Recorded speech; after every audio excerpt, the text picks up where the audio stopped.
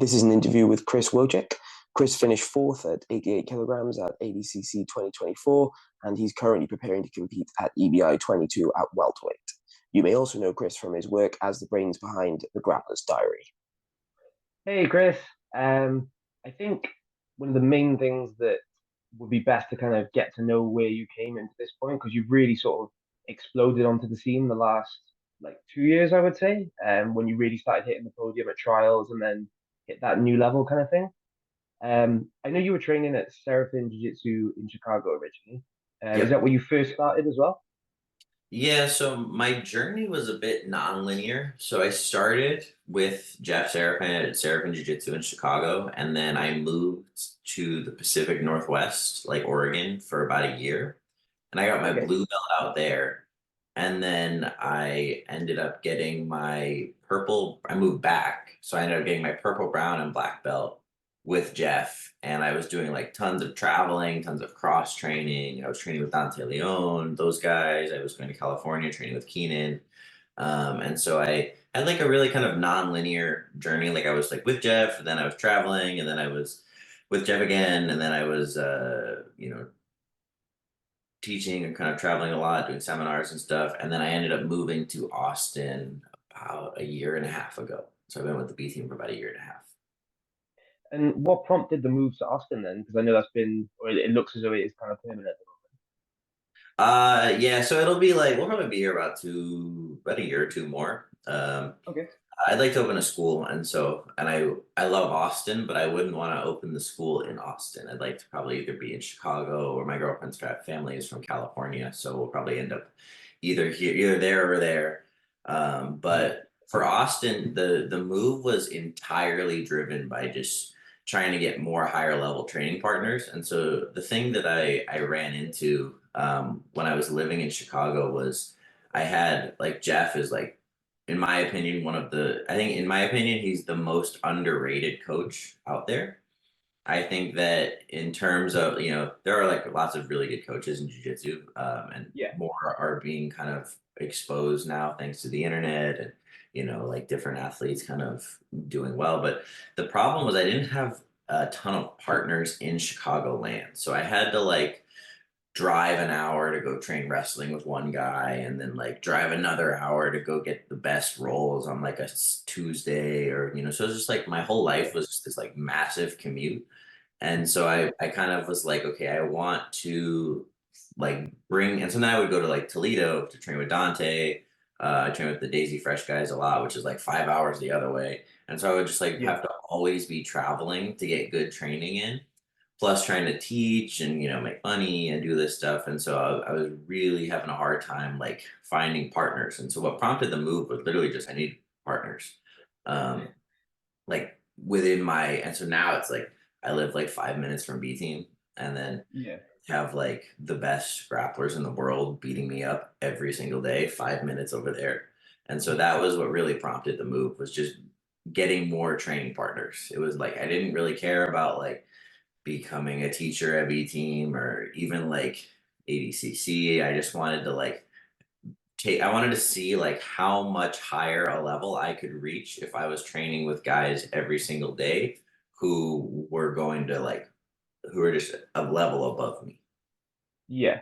No, it makes sense. I mean, it's a move obviously that happens all the time in jiu-jitsu. People seek out sort of like bigger training rooms, if you want, you know what I mean? If you don't mind me asking though, because I think it is something that a lot of people would wonder, was there any specific reason that you chose B Team over New Wave, seeing as you were moving to Austin? Yeah, well, so the thing about choosing New Wave is, and like I came in, like I know there's the rivalry, and I kind of came in after all that happened. So I don't really Yeah. feel like I'm friendly with a lot of the New Wave guys. Like I just did PGF, and I had a New Wave guy on our team, and Yeah. Christos, who's the promoter for Enigma, like one of the big shows around here, he's an Enigma guy, and I think Christos and I are cool. I don't really have a problem with any of those guys. I'm not really part of the rivalry. But the thing is, I felt that like Jeff is like my coach. He's my mentor. He's kind of like the person who I go to for strategy, for like the person who I would trust to be like, what do I need to fix for like Yeah. this tournament? And we didn't have a coach at B-Team at the time when I moved down here. But I felt that if I were to train at New Wave, I would be essentially taking on John as a coach, which is, Danaher is obviously a great coach, but like I felt that I wanted to stay kind of like with my original coach, and I wanted to find a way to kind of balance like this need for higher level training partners with already having like a coach and a mentor. And then like it kind of worked out perfectly because then we had Dima come in, and Dima's running our practices, and now it's like I just feel like I have but Dima doesn't really care about any of the kind of politics. He's more of just like the strategy guy, like kind of just Yeah. coming in, running the camp, and then he goes home and does his own thing. And, and so like now I just have two coaches. So it kind of worked out perfectly. Yeah, that makes sense. I mean, if it's something that that's kind of why I wanted to ask. 'Cause I know, like you said, the rivalry aspect of it is kind of nothing to do with you, but I was wondering if there was any sort of driving force between the decision. But like you said, if you get to, do you still have contact with Jeff then? Do you still train with him often? Yeah, I was literally texting him this morning. We talk out like almost every day. Oh, cool. And obviously with the move to B team as well, like I said, I think you sort of started to hit the podium at trials and stuff a little bit before you went anyway. But since then, I think it's been a pretty linear progression. You know what I mean? I think you did all 4 trials, didn't you, for 2024? Oh, I spent so much money going to trials. Yeah, I did all of them. And was there any like particular lessons you felt that you learned from that experience? Because that's a lot of competition in the space of 2 years. Yeah. So I think that it's funny too. Like I was talking to one of my friends about just like competing this year, and it's like this year I've only competed 6 times. So I haven't been at like last year I competed like 14 times. So I've Yeah, competed way less this year, but like I did 2 trials, I did ADCC, I did PGF. So that's like, like I still had like 40 matches yeah, amongst those like short amount of competitions, and I'm doing EBI in a few weeks. So it's like a lot of like I've kind of like the main lesson has been like an approach, like I've changed my approach. So I have the quantity, like I've competed for so many years, jujitsu, I did some wrestling when I was a kid. I competed gi, I competed no gi, and so I have the experience, and I'm at a point now where I'm like focusing on peaking as opposed to gaining experience. So I think that a lot of beginners, when they're competing in their journey, they forget that they don't have the experience, and they want to just win. And so they want to do this big training camp and like get all these like, train for 2 months to do this competition. And in yeah, reality, I think that the way that you should approach it is like you should try to compete every few weeks if you can. If you are in a city where it's possible, get as much experience as possible. And then eventually when you reach like a level where like now it's like I've competed so much, like I have all this experience, I don't really feel the competitions are too different anymore. They're all just like it's another competition. Once you get to that point, if you're not at that point, then you should be competing as much as you can to get to that point. And I feel that I've reached that point, and I think I reached that point last year, by sure. competing. I did combat jiu-jitsu, I did like the ADCC trials, I did every single like rule set that I could do. I think I did like 9 different rule sets last year. And so then this year I was like, okay, I have the experience. Now my goal is to focus on having these like quality performances using the knowledge I've gained from the experience. So it's like first you gain the experience, then you like focus on like kind of the mastery. And so I think that like Yeah, for ADCC, I did West Coast trials, and then like I had like a 4 month gap of no competition. And granted that wasn't by choice. I threw out my back, I had a rib injury, I was pretty banged up like for the 2 months before ADCC camp, and then I was kind of banged up during ADCC camp. So I didn't compete as much, but I wasn't worried because I had the experience that I had gained, and so I think that like the yeah, lesson would be this like the trials for any like kind of young competitor, the trials are great for gaining experience, and then like as you like do the ADCC opens or the trials or whatever, and then you gain that experience, then the goal becomes quality. So it's like experience and then quality, not quality then experience. yeah. No, that's a good lesson. That's a good lesson as well because it is something that, like you said, I know I did it as well when I first started competing. I literally would take it really seriously, even though it's a white belt tournament in the middle of nowhere. Do you know what I mean? And you still spend 6 weeks, 8 weeks training really hard as if it's actually going to make a difference, and it's probably not. Yeah, same thing. I would like my first jujitsu tournament. I think I trained for I had been training, but I did like 3 months of hard training or something stupid like that, like 2 months, 3 months of hard training. And did it make me do better? I didn't even win. So it's probably like it didn't matter that much versus like when I focus on gaining experience, um, or when I have this like period where I focus on gaining experience, I think just the results were so much better, so much faster. Yeah.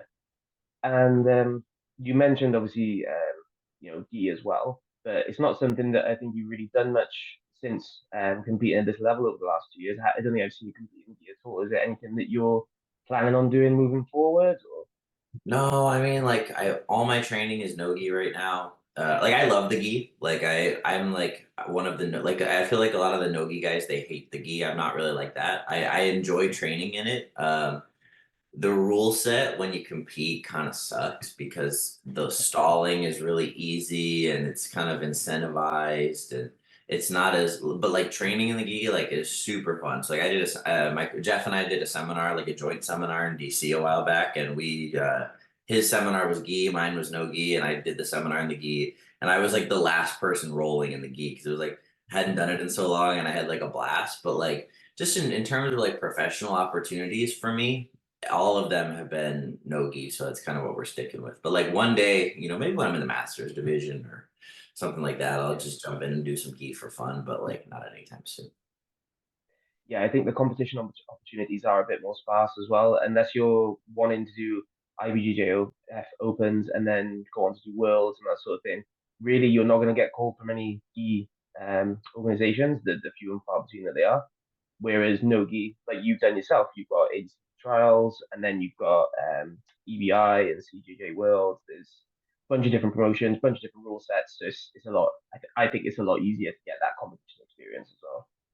Yeah, definitely. Like there's the thing that I've noticed about the no-gi scene is like, getting to the like not that it was easy, but like going from like I quit the gi. So the last gi tournament I did was December of 2021. It was the gi worlds. It was like that one year when gi worlds was in December instead of June. That and I did gi world. I wasn't even gonna do it, but I did East Coast trials that year. That was my first trials. I did East Coast trials and I lost like first round. And then I was like, okay, I want to do one more like hard tournament before the year ends, and gi worlds was the best one. So I did that. Um, and I felt like when I then after that I quit the gi. So I was like starting 2022, I was like full-time no gi. And I like I made top four at the trials, then I did European trials, didn't do as well. And then I was like, okay, next time I do the trials, the goal is to get into ADCC. And it ended up happening not exactly how I planned it. The goal is to win a trials and get in that way, but we still got in. But going from the level of like quitting the gi to like being able to do things like combat jiu-jitsu or PGF or like these kind of promotions that are like offering like real money that you can like make a living off of, that was like not nearly as difficult as I expected it to be. Part of that is because there are so many opportunities and there are like there's a lot of injuries, there's a lot of pullouts, there's more spaces than you think. Like when for EBI, I wasn't even supposed to be in it, and I just like mess it. I know Eddie because I did combat jiu-jitsu, and I was like, hey, if you've got room at EBI, let me know. And he's like, okay, I don't have room right now, but I'll let you know if guys drop. And then someone dropped, and then he's like, okay, now you're the special match. And he's like, if someone else drops, you're in the bracket. And I'm like, cool. And then a week later, somebody else dropped, and now I'm in the bracket. So it's like there's just like so much like behind the scenes, and this happens at who's number one. This how you see like there was Andrew Tech got injured and had to pull out of his Yeah. WML match recently. This happens at Combat Jiu-Jitsu. This happens at Polaris. This happens at Fight Pass. Like guys just get injured. Whereas like in the gi, it's like you pay your registration, and if you can't compete, then you don't even get your money back. So it's like Yeah. the opportunities are like it's just not as easy to have competition opportunities in gi versus no gi. Like gi, there are lots of opportunities, but you have to create them. Nogi, the opportunities are more like, I don't know, it's different. I feel like there's more opportunity in Nogi, at least for me. Yeah. And speaking about sort of like the biggest opportunity you've had, obviously ADCC, you got the call for that not too late, but obviously because of the whole CJI competitors dropping out and everything. But did it still leave you enough time to have a full camp as you would have intended to, or do you think you could have had potentially better preparation if you had won a place in trials? It's funny, like, so I got into ADCC because I was like, a couple guys, like, I think 3 guys dropped and I was like the second one, and one guy got in after me or something like that. It was like me, Ryan Aitken, and Porfirio were the 3 guys who got in. And I remember, like, when it happened, it was like, we weren't, it was like, it happened, like, I almost didn't even do West Coast trials because I lost at the European trials on, like, I made a mistake on the rules, and I lost like way early. And then I was like, no, West Coast trials is like so hard to win. I mean, I didn't even do it. And then I ended up doing it like on a whim, and I like went up in weight class to 88. So I was gonna cut back down to 77, but then I decided to go up. And so because I had 2 top 4s, I ended up being like one of the top alternates for ADCC. And so I got into ADCC like the first week of June, I think. So that's like 9 weeks. Honestly, I feel like that was plenty of time. I don't think that made a difference at all. I think that because of the training room that I'm in, like, at B-Team, it's like the room is so much like everyone's training for either ADCC or like, EBI or these like major Nogi shows that like, that's like just another day, So it's like Yeah. every day is kind of training for ADCC, EBI. I was already in ADCC by the time Dima came to run the camp. So I was like 9 weeks. Fair. So Yeah, so you had the whole camp as normal then, really. yeah, and I was like injured. I was injured for the first half of the camp. I had like a back injury. So like maybe it would have been nice to not have the back injury and be able to just train for 9 weeks. But like, I had plenty of time. Cool. And you mentioned obviously moving up to 88 kilos, which is where you ended up competing at ADCC. Is that the weight class you think you perform better at then, or would you prefer to compete at 77 kilos? I'm cutting back down to 170 for EBI right now, and I definitely like competing up in weight more. I definitely like, I feel like my body is healthier when I'm when I I feel like I'm perfect for a weight class that doesn't exist, like that, like 83 kilos. If they had that, that would be awesome. Because I'm about like 190 pounds, when I'm like walking around. So like I'm small for 88 because I'm, like 4 pounds under the weight class. Not like for ADCC, I didn't cut anything. I just trained and was healthy, and I weighed in like 190, in my clothes, and that was it. Yeah. So I was definitely one of the smaller guys in the division. But also too, like Jay, because I train with J Rod all the time. We've had matches and everything, and he's small for the division too. And so I think that like both of us can, make deep runs. I think that proves just like there's, a lot more than just being big for the weight class that makes you do well. Yeah, and I'm glad you mentioned J-Rod, obviously, because that was the semi-final match that you had. Before we talk about that, though, obviously you had the pretty big win over Hinger in the open round, and then Negromonte was in the second round, I think. Yeah. So building off those 2 wins, obviously going into day 2, how was that transition? Because I know I've spoken to a few people where they've sort of come in. Obviously, everyone dreams of winning gold and everything, but sometimes people come in not necessarily expecting to get to the second day, even if they believe it. Was that sort of the situation you found yourself in, or was it just as you expected kind of thing? So yeah, so when I looked at the bracket, so I honestly did think I could beat Hinger. I thought stylistically, I thought Hinger was a great match for me because Hinger's kind of got like an old school game, and I've got like a weird leg lock game. And I felt like even if I couldn't, and also too, I had nothing to lose against Hinger. Like Hinger's medaled at ADCC, he's won the trials. He beat Rotolo like not that long ago. He's like really good. Even though he's older, he's really established. And I also felt like I don't think he's been super active. And so I was like, okay, he definitely hasn't seen the kind of stuff that I'm going to throw at him. and he also has like kind of something to lose, I would say, because he's got this like brand and he's like kind of a big deal. So I was just like, I'm just gonna kind of go at him with everything I got, and I ended up having a really good performance, and I got the sub. Negromonte was a scrap. Like he was really tough. I hadn't even heard of him. Like I had never watched him. But I looked at the bracket and I was expecting to go against Isaac because Isaac was like, you know, Yeah. he did so well at the last one and he won the trials like twice in Australia and he beat Jacob Couch and in my head I had him as one of like the favorites.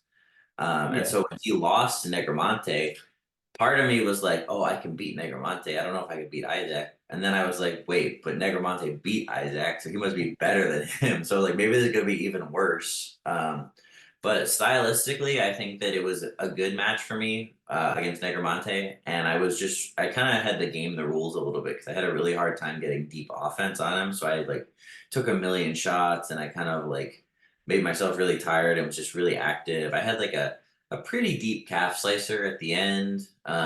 Yeah. And I'm trying to just remember the match. And so like after that, like because I beat those two guys, and I was like, well, I beat Isaac. I beat the guy who beat Isaac. I also like I felt really good about my performance on day one, and I was like, you know, anything can happen. It just sucked that I had to go against Jay because like we were like so like preparing side by side because we were like, what are the odds that we have to fight each other? You know, like slim. Yeah. And especially too, they even changed the rule to where teammates fight in the semis, not in the second round. And so Yeah. like we're like, what are the odds that we both win two matches on the first day? And so we ended up having that match, and you know, it went how it went, but it was we both had really good performances, I thought. Yeah, 100%. And did you, might sound like a strange question, but did you two actually speak sort of the night in between day one and day two? Because I know that might sort of get into a few people's heads if they were in that situation.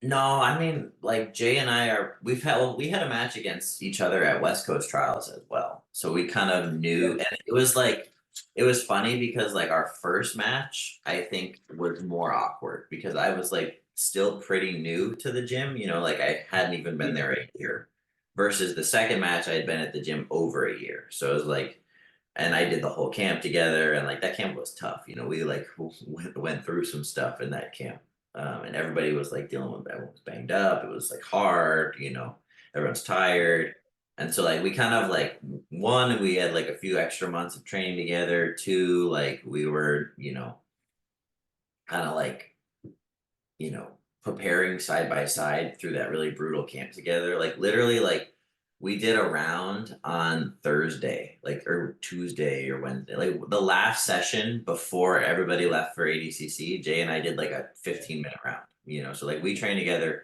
the whole training camp, and when we were competing, it was like, all right, here we go again. You know, it wasn't really, Yeah. you know, it wasn't really awkward at all. It's just what happened. Yeah. No, it's like you said as well. I forgot about that. You are right. Obviously, where you met before, that kind of takes some of the pressure off it as well. I think if you've done it once, then it's just kind of Yeah, as normal, yeah, isn't it? Yeah. yeah, And then obviously you had the after the semi-final with Jay, you had the Felipe Costa, wasn't it, in the bronze medal match? yeah. Obviously now you've booked your place at ADCC 2026 with the top four finish. So Mhm. is there anything you're taking from the performance as a whole to sort of work on over the next 2 years to hopefully, get that extra step further onto the podium next time?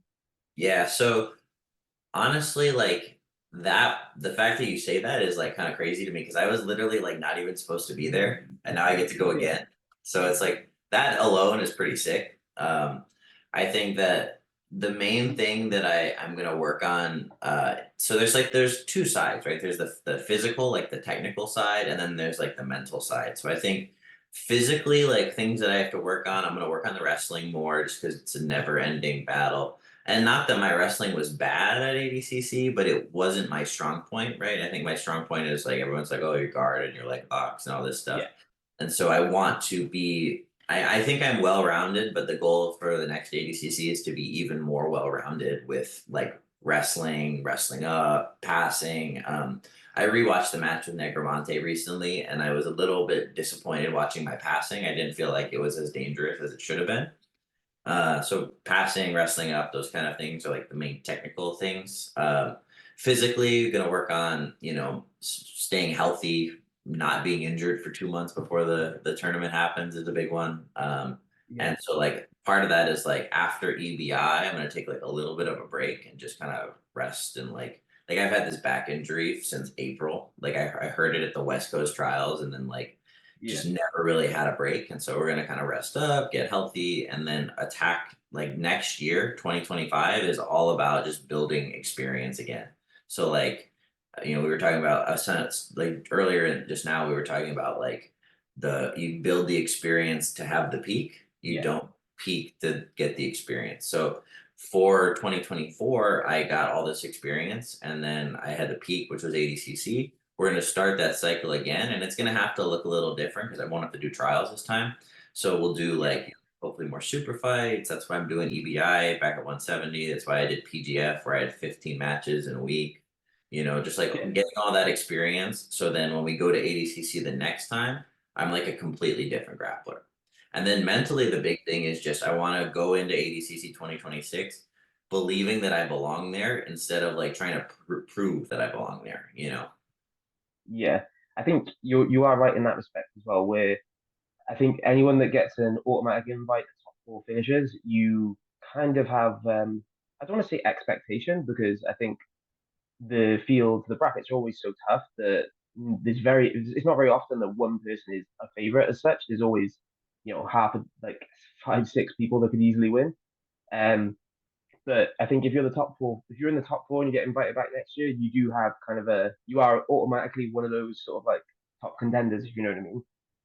Yeah, well, it's funny too. Like, in my head, like when I think about it, I'm like, oh, top four, I'll probably get a better seed, and then I'm like, but what does a better seed look like? It's like still you probably have to go against someone who maybe won a trials or like someone who's like you. So I might even have to go against someone who I've never even heard of before because they haven't like built their name by this point, Yeah. right? So it's like there's gonna be four more trials. Well, no, four more. There's gonna be six more trials before that. There's gonna be some legends that get invited back. It's like it's just gonna be like a crazy kind of weekend.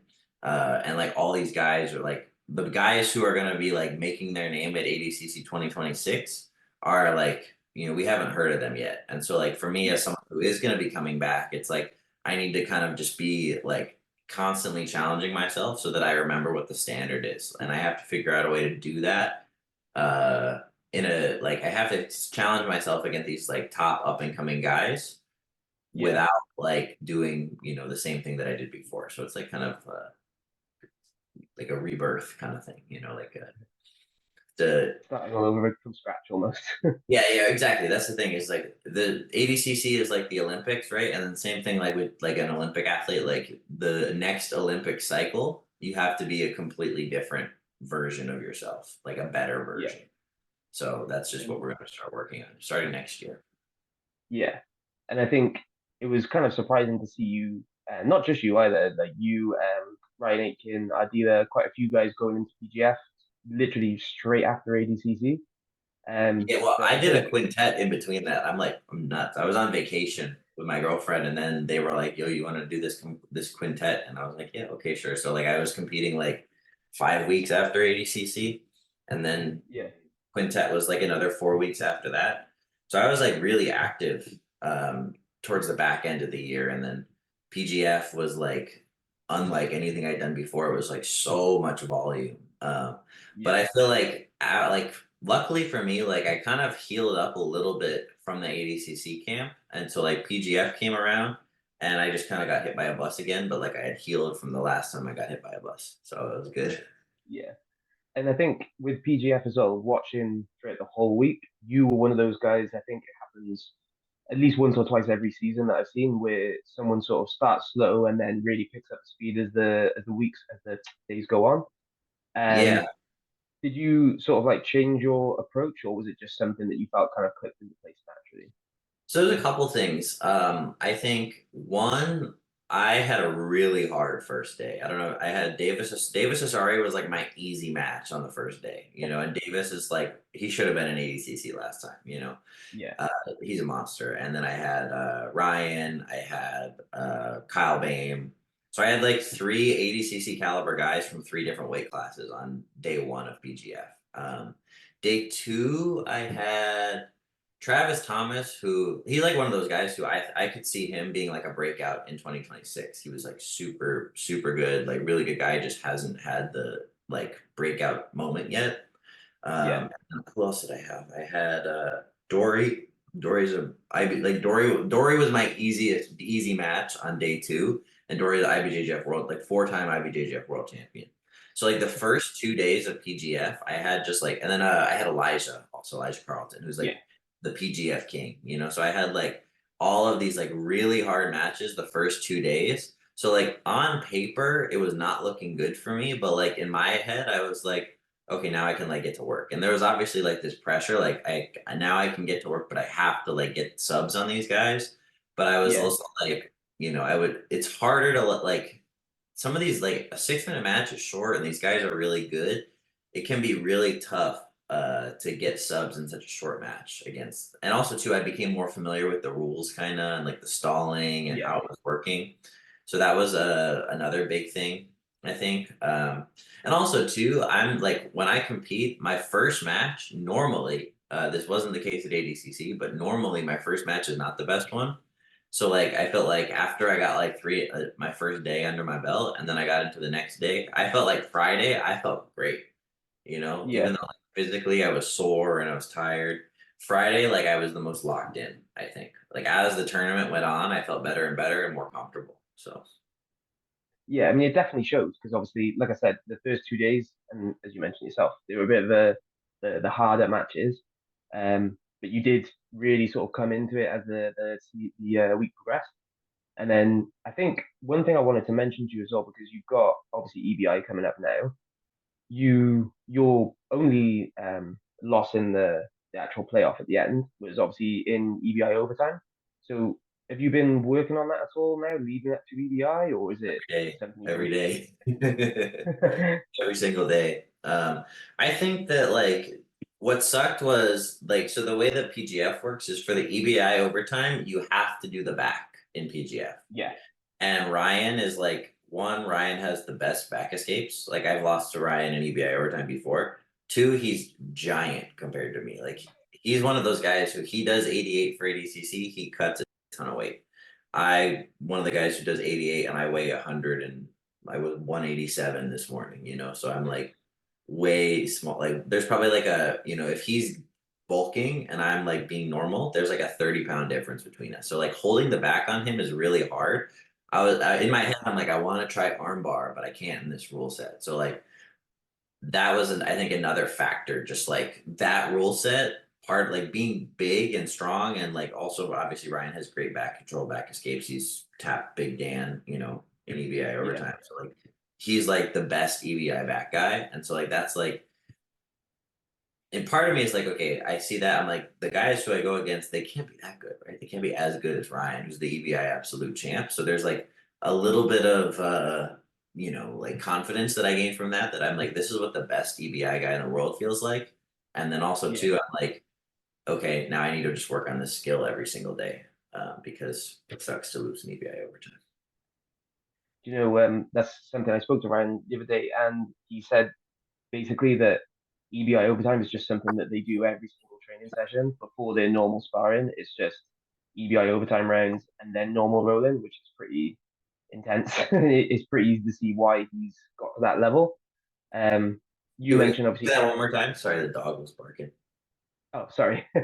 I was saying I was speaking to Ryan the other day, and he actually mentioned that he does that every single training session and has, with or without any tournaments coming up, they do EBI overtime rules right before normal sparring, which is just insane. If you factored it in literally every single day now, trying to sort of reach that same point where if it does get to that point, you'll be able to not breeze through, but win each round of the bracket. Yeah, so I've been doing it a little different. I've been doing EBI overtime after normal sparring. And so I've got like 3 of our guys who are like my size. Nick Mattia, who's about to be on Fight Pass, he's doing it with me. And then either Damien or JB, or like luckily too, we have Ethan in the room who won Ethan Carlinston. He won the EBI overtime tournament. So he's like one of the best EBI OT guys in the world. And so like I'm just doing EBIOT rounds with these guys just every day, but we're doing it after training because I'm trying to simulate that fatigue that you experience when you go into the overtime in the match. Because I feel like going in fresh, I have a different approach versus going in not as fresh. And so back when I was living with living in Chicago, training with Jeff, we would do our like wrestling training, and then we would go straight to EBI overtime, and we would do this like 3 days. And so now we're doing it after normal sparring. But I think too that there is probably like, you know, if Ryan knows, if anybody knows, that there's got to be value to doing it before as well. Probably like, I feel like improving the technical side of it, you know? Yeah. Well, it's one of those things. It's just different approaches, isn't it? It's not. There's not going to be a rule where this approach works the best way for anyone anyway. So yeah, whatever works better for you is what's going to sort of pay off the most, isn't it? Yeah, and generally too, like my EBI overtime is not bad. Like I beat Benetti in EBI overtime. I beat Marcin at PGF in EBI overtime. I beat some like good guys in EBI overtime. But like I realized too that there is still like so much more to like there's still a gap between me and the top tier in that skill. So that is something that I'm trying to like close over the next, I mean, I guess 2 weeks now, but like over the next like the next 12 months, I'd like to be one of the top EBA overtime guys in my weight class. Yeah, and I think you'll probably have plenty of chance to prove it as well, because there's usually at least, including combat jiu-jitsu, there's at least 2, maybe 3 tournaments per year. And if you've been sort of competing at that regular pace, if you're doing that towards the end of the year, I don't see any reason why you wouldn't end up doing. And Well, I think too, that's an interesting point because there's not as many EBI overtime events as there used to be. Like when no, I was like first switching to Nogi, it was like every tournament would, because it's easy, you know, like you start on the back, sub only start on the back. It's like that's the rules. And it was like you kind of could just like you could like that if you had good EBI overtime, you could make like a lot of money just winning these like little tournaments, you know? And so yeah, like that was Orion and I had all of our first matches was like these like small sub only like submission only series or um and there was one tournament called Battle of the Beast in South Carolina. It was like a $5,000 bracket with EBI overtime. yeah, I did Emerald City Invitational, used to be EBI. Like all these tournaments, they used to be EBI overtime, and some of them either switched the rule sets to ADCC or the tournament's not even around anymore. And now, like yeah, the main EBI overtime, even Fight Pass Invitational used to be EBI rules, and then now, yeah, like a lot of people have gone away from it, but PGF, EBI, CJJ have stayed. So it's like there's still value to EBI overtime, but it's not what it used to be, which is interesting. Just kind of the way yeah, it's changing. yeah. And like you said, there is a bit more of a focus on ADCC rules with a lot of different promotions lately as well. One other thing that is sort of coming up lately, thanks to one of the guys you train with, obviously since CGI, there's been absolutely loads of, well, I say loads, there's been quite a few different promotions that have decided to use a pit or something similar. Is that Hmm. something that you want to sort of try in the future, or not necessarily CGI, but a pit format? I would love to do CJI. That would be sick. It looked like so much fun. I didn't get to go last time because day one was like when we were doing weigh-ins and everything for ADCC, and then day two, I was like, maybe we'll go Saturday night after I lose at ADCC because I was like, oh, I'll probably won't win. And then like it was funny. I didn't even bring enough clothes when I went to ADCC because I had to go to a laundromat on Saturday night because I was literally like, what are the odds that I beat two of these like crazy guys? Because like Yeah, 88, like only a few guys dropped. Like I think 3 guys dropped out. It was like that, you know, yeah, that did it. It was like Owen O'Flanagan, Lucas Barboza, and Rotolo were the 3 guys I think who dropped. I might be yeah, wrong, but it was like 3 guys dropped out, and so like I was like, this bracket is still stacked. Like we still had Isaac and Giancarlo and J Rod, and you know, it was like a really tough division. Oh, Lucas Kanar dropped too, so it was 4 guys dropped. He was, I remember, yeah, he was the last one to drop because Achilles Rocha replaced him. yeah, But I remember like this bracket is so hard. I'm like, I bet I could win a match, but I'm like, the odds of me winning 2 are probably not so good. So I'm like, well, maybe we'll go to CJI on day 2 and watch Craig versus Gabby and like see this crazy event. But then we ended up going to a laundromat on Saturday night because I needed to clean my Nogi set to have clean clothes for the next day. But I would love to be a part of CJI in the future. I think if they're doing another one this year or next year or whenever, I feel like that would be really fun to like, and I could do the under 80 kilos. I feel like would be a really good weight for me. It would be like way easier to make than 77. And it would be like a new kind of like group of guys who I haven't gotten to compete against before, like, Joseph. And I mean, I love Joseph, but like Joseph and Levi and Polo and like those guys, that would be like a really cool challenge. Yeah, and like you said earlier, with your jumping up and down in weight classes, 80 kilos is pretty much perfect for you then, really, isn't it? Yeah, well, it's like like I said, I'm perfect for a weight class that doesn't exist, but it exists in CJI. And with the sort of next year when you're looking to build things back up, you mentioned taking a few super fights. Obviously, finishing in the top four in ADCC, no doubt you'll probably get plenty of invites to, who's number one, UFC Fight Pass, that sort of thing. Is there anyone in particular you're looking forward to facing, like either a new match or rematches or anything like that? Well, so I'd like to go. I had a match with Andy Varela like 2 years ago, and he passed my guard, but that was before I even moved to Austin. And so I'd like to have a rematch with Andy. Just because he's like such a big name and he's really good and very well established in the scene. So Andy would be a cool match. I think a fun match would be like Owen O'Flanagan from the UK. Uh, Yeah. I'm trying to think about others. Uh,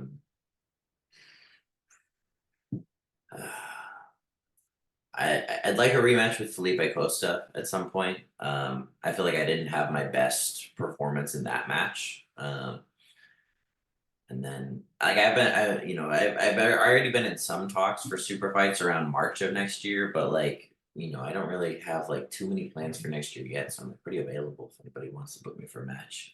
But like Owen O'Flanagan would be a cool match that like I feel like we wouldn't get to see very often because he's like, he's in the UK and you know, Yeah. we wouldn't get to see that under most contexts. So that would be like a sick match, or like Andy would be a cool match to be a rematch. I'm trying to think about other matches. Elder Cruz beat me last year at the West Coast Trials. I'd like to have a rematch with him, even if it means that I have to go up and weight. I don't like. I'm not really like a person who like cares about weight classes too much. Like I go up and weight to go against the bigger guys or go against Yeah. 185ers or you know. I don't love I cutting to think it's 170, but any of those guys, I think would be fun. I think it's probably not so bad if it's just a single match. At least then, even though obviously the weight still makes a difference, it's not as huge as if you're going for a bracket of three Yeah, or four yeah. guys. I mean, and I did PGF at 205 and I got through a week. So I'm like, maybe I could probably stretch the amount I go up. Because I found that like none of the guys who are like super, like if what you're saying is true. Like if you're super big, it's hard to really, like I don't want to go against like Victor Hugo. That's okay. He's too big. But like, 210, 215, those guys, I feel like after PGF, I feel really confident like going up against the bigger guys. So. Yeah, and you mentioned obviously having some offers for super fights in March sort of time. Is there any names that you feel comfortable mentioning, or? No, no names yet. Just like tentative talks about like, hey, are you available around this time? Blah, blah, blah. Yeah, So hopefully early next year, I will have it kind of stuff booked. Like I said, probably gonna chill most of January and February unless like a really big opportunity comes through, and then like March will probably be hitting it hard again. yeah.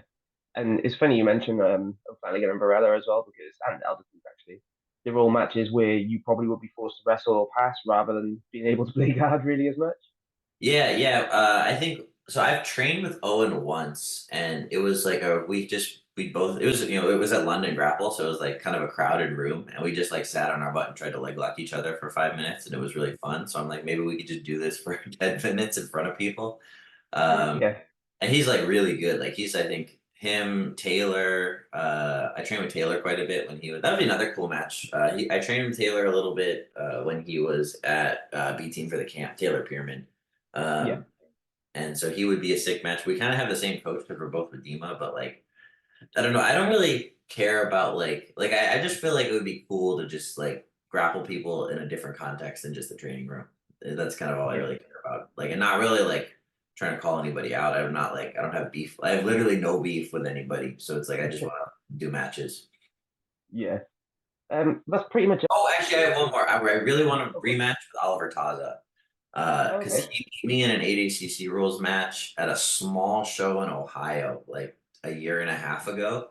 And he beat me because I sat back for a footlock and I didn't know that I wasn't allowed, that I was going to give up points by doing that. And so I lost Yeah. because of that. So I would love another match. And our match was sick. And it's funny because there's like no video of it, but it was like a super fun match. A lot of scrambles and a lot of almost back takes, a lot of almost takedowns, and just that'd be another fun match that I'd really like to have. Is Oliver Taza.